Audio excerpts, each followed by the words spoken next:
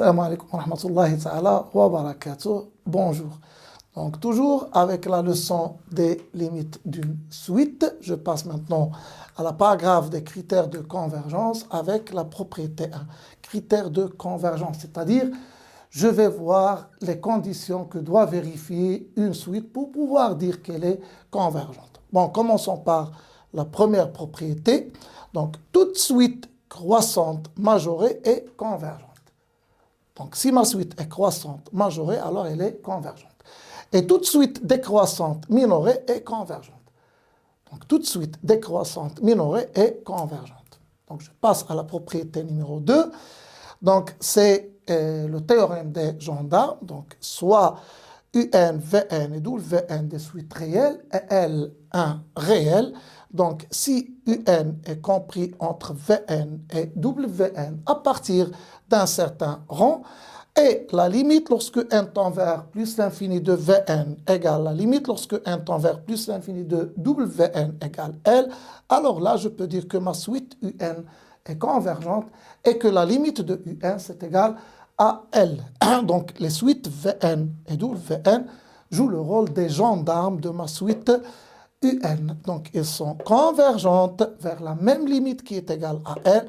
Alors là je peux dire que UN est convergente et qu'elle converge elle aussi vers L. Donc, conséquence directe de cette propriété, donc si la valeur absolue de UN moins L est inférieure ou égale à une suite Vn à partir d'un certain rang et la limite lorsque n tend vers plus l'infini de Vn est égale à 0, alors là je peux dire que UN, ma suite UN est convergente et que sa limite c'est L. Bon, pour mieux comprendre cette conséquence, un petit exemple. Donc, je vais considérer la suite UN définie par, quel que soit n appartenant à n étoile, UN égale n plus sinus n sur n. Donc, je peux remarquer que, quel que soit n appartenant à n étoile, la valeur absolue de UN moins 1, c'est égal à la valeur absolue de sinus n sur n. Donc, juste un simple calcul. Donc, et comme la valeur absolue de sinus n est inférieure ou égale à 1. Alors, je peux dire que cette quantité est inférieure ou égale à 1 sur n. Ça veut dire que j'ai, quel que soit n appartenant à n étoile, la valeur absolue de un moins 1 est inférieure ou égale à 1 sur n.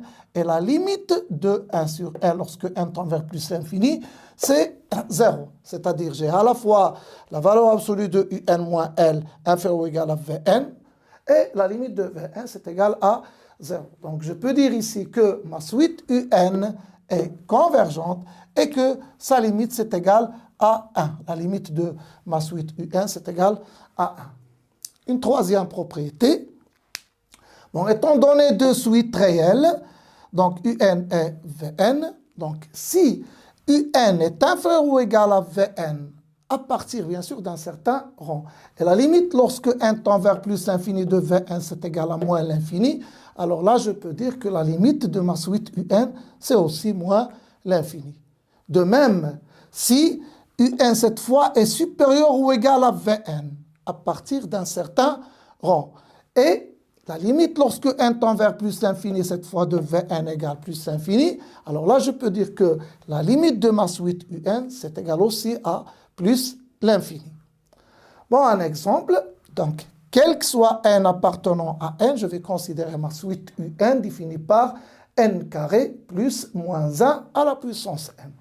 Donc, elle est claire que pour tout n appartenant à n, UN, elle est supérieure ou égale à n carré moins 1.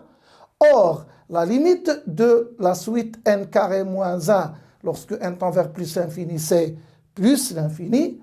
Donc, j'ai quoi? UN supérieur ou égal à Vn.